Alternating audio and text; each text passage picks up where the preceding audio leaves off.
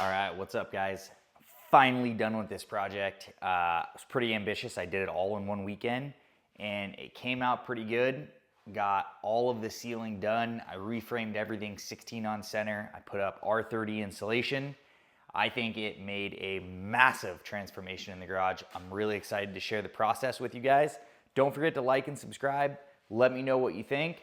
I am about to start putting the Surons, the dirt bikes, the Can-Am, get everything else in here. I wanted to give you guys this nice open shot so you can see what it looks like with the ceiling all done. I got the sound bar, I got the fan pretty much flush mounted, I got all the lights flush mounted. I even did a drop down door that all matches. Oh, it's a little high. There we go, little drop down door here, so I can still access the attic space. Insulated the garage door, which is really cool. Just did some little like 1.5 inch foam insulation here, but this made a huge difference as far as keeping this place cool. I'm gonna be getting a mini split put in here.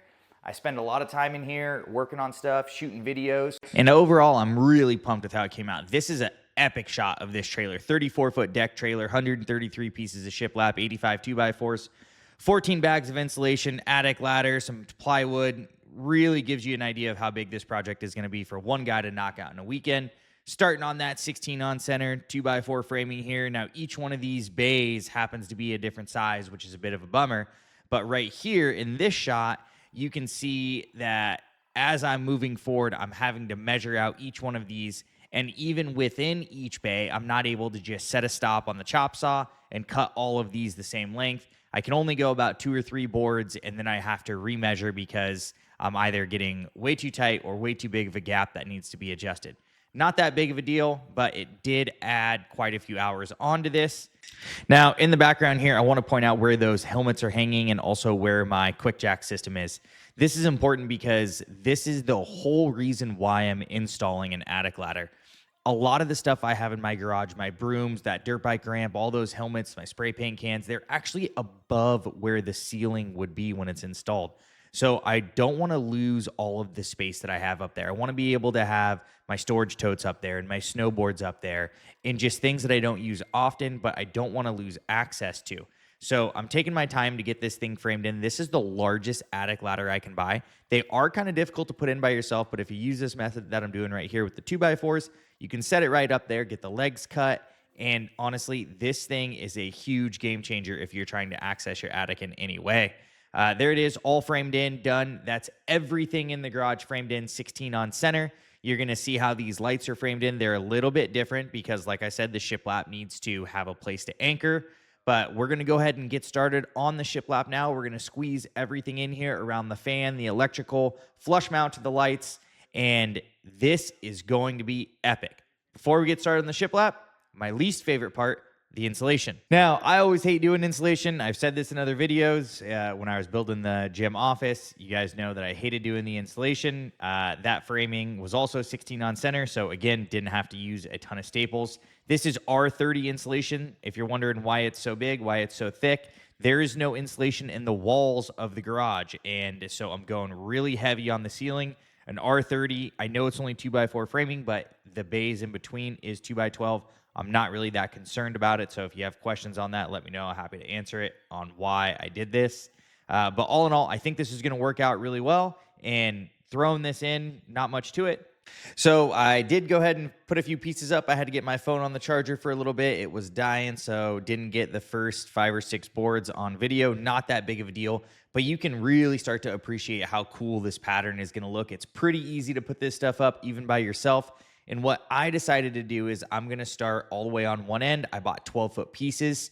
The garage is almost 24 by 24. It's almost a perfect square. So right there in the center, boom, right there, I'm going to just go ahead and put a seam all the way down the center, and that's going to make it really easy to minimize the cuts so I can go really fast, especially since I need to cut in around the lights, the attic door. I definitely have some things I need to work around, the garage door rails, and a few other things. Overall, it's going a lot better than I expected. It's pretty easy to cut around everything. Everything is staying nice and square lined up, meaning these long joints that you see here, I was worried about them getting off since I was just putting this up by myself.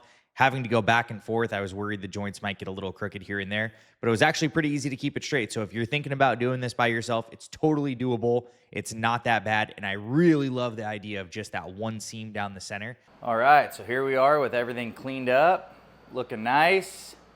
We got the bikes back in. We got the Can-Am in. Still got plenty of room. This is where the Mini Cooper normally lives, and I have the ability to scoot the Can-Am over just a bit because I still have quite a bit of space over here. Not like a ton, but there's more than enough for me to get in there and do what I need to do. We got the jacks all organized. If you guys haven't seen the video on the quick jack system, pretty cool system. I like that it's compact. I can hang it up on the wall. There's a good shot of the roof here.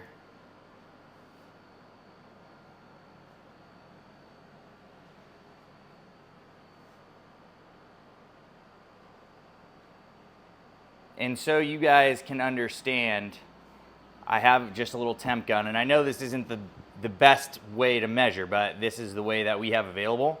So let me just give you a little shot here. It's about 84 in here. Yeah, about 84 degrees in here. So let's go outside and take a look. And I just kicked my 2 little AC units on. Still got a little cleaning up out here to do.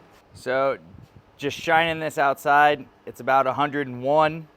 And I did just kick those ACs on. And even though that's not a huge temperature swing, it's pretty good. I mean, it's comfortable enough to stay in here and work. Once I get the mini split in, but right now we just have this little guy going, the little one over here going. It is noticeably cooler in here than it was before, like an insane amount. So all in all, pretty stoked with this project. Don't forget to like and subscribe, and let me know what you guys think.